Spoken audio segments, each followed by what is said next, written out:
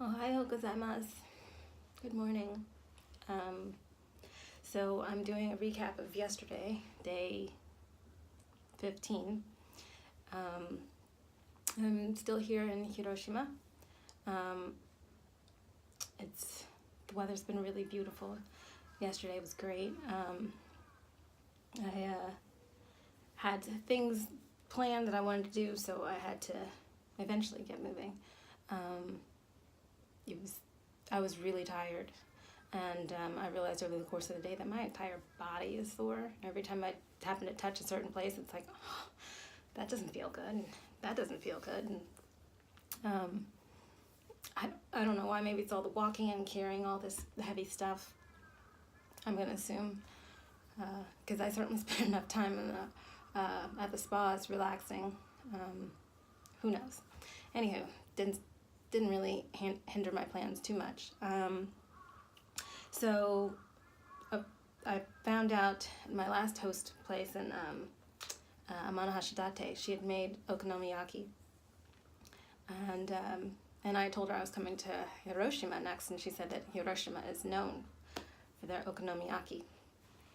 So I decided, okay, well, I'm going to look up the best place for Okonomiyaki, which is the big kind of pancake thing that can have all kinds of stuff in it. But I went and looked online to find where's the best place in Hiroshima to get it. And they said, oh, you need to go to Okinomimura.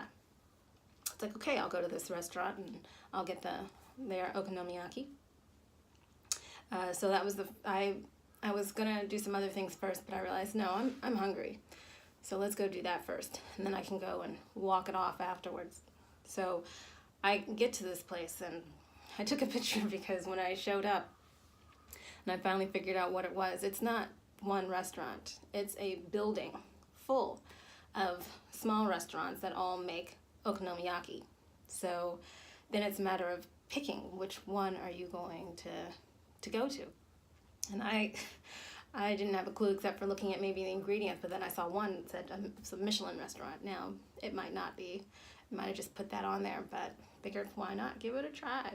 And that was Tanamoko, I think, or something like that. You can, Tamenoko, that's what it was, Tamenoko. So I go up to the third floor, and they're all just small stalls with seats around them. So I had a seat, and I ordered, and I actually videotaped him making it. It's pretty impressive, and it actually doesn't take that long to make. And it was a massive amount of food, and because I got the deluxe, of course. I was like, oh, I'll get it with everything in it. And as he was making it, I was watching how big it was. It was like, oh, okay. My eyes might have been bigger than my stomach, and I don't want to be disrespectful here and have wasted all of these nice ingredients. So I'm going to do my best. And I finished it. I finished it all, and actually I had gotten there just in time because I was this last customer. Everybody else that kept coming in after me was like, sorry, it closed. But I actually finished it all. I thought it was going to be another one of those times where I felt so full that I was going to feel kind of sick and not want to eat again for the rest of the day. But I seemed to feel fine. That was nice. So I walked from there through a shopping area that's kind of similar to Dontonburi. Dontonburi, yes. So that was pretty interesting. Found some fascinating things in there. They have shops that specialize in very specific things. I would see a lot of shops that were just like socks and tights and leggings and things like that. And I'd see them randomly, but then I got to one spot where I actually saw them side by side. Two shops selling kind of the exact same thing. And I'm assuming that is where they're located. They're all, and how they look, that they're doing fine for business. So it's interesting. But just walking around a little bit as I walked over to the Hiroshima Memorial Peace Park. I figured as an American, or just as a citizen of the world, being here in Japan, I should check out the spots devastated by the atomic bombs. And I happened to come to the Memorial Peace Park right as I thought it was just a group of students just standing there, and as I was coming up a little closer, I realized they're singing. It was a performance of I don't know, I guess high school students. I recorded that, what I could of it, and then just walked around and just learning all these things that happened that are just devastating. They lost a third of their population, and Hiroshima lost a third of its population in 1 year. And just learning the immediate effects and all of the after effects.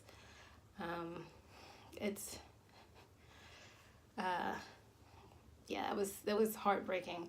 I mean, just knowing about it was heartbreaking, but then actually seeing it, the main building museum, they're working on it. They're making sure that it's earthquake resistant, so they're doing renovations. So there was the one building that I was actually able to go into. I got there a little late in the day, so I couldn't go into all the open spots, but I went into one of the main buildings. And I didn't have my camera ready, but when you first walk in, it's just this massive room, panoramic of what it looked like before. And then you go into the next room and it shows you a panoramic of after. And wow.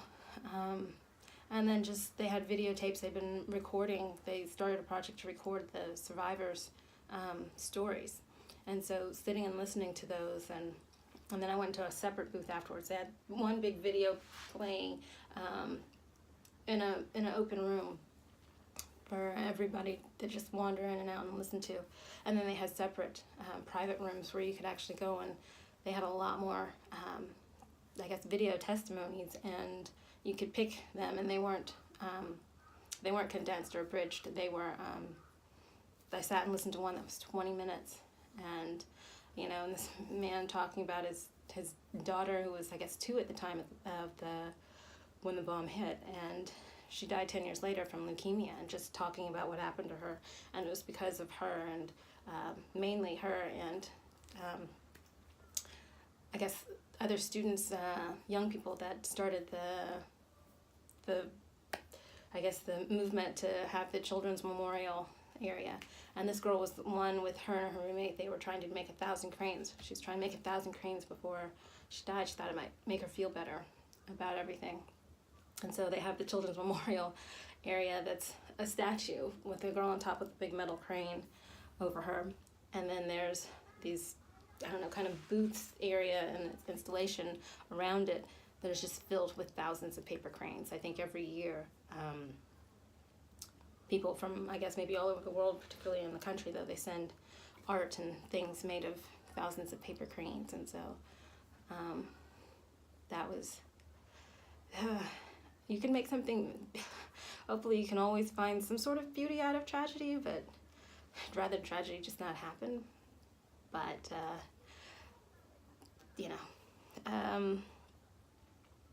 so just walking around that memorial museum and reading the stories and seeing the after effects, it's, they've gotten an eternal flame there that they said won't go out until all atomic and nuclear, weapons have been destroyed and no longer exist, and so it's high likelihood that's never going out. At least not in my lifetime, and maybe not in the next couple generations' lifetimes.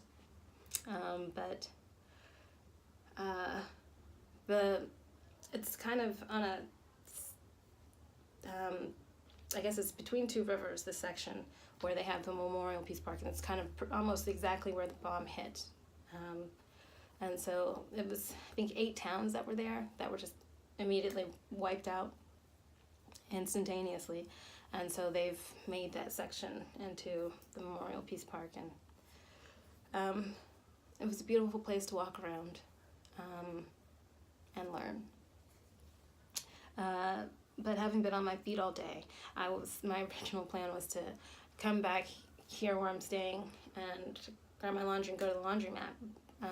But the closest Coin Laundry is a mile away, and after being on my feet all day, I was like, I'm not doing it. I'll wait till I get to Nagasaki to figure it out.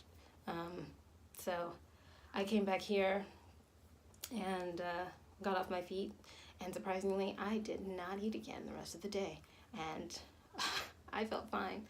I didn't really get hungry again until maybe the middle of the night, but I wasn't going to do anything about it then, so that okonomiyaki really filled me up, and thankfully didn't make me feel bad, but powered me through the rest of the day.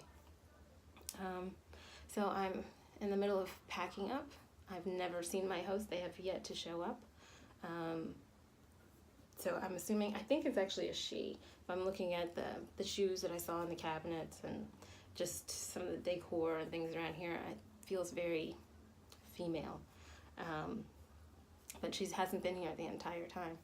So just trying to leave it as clean and tidy as I found it and move on. Gotta head out the door at 9:30, make it to Hiroshima station on time, and get moving.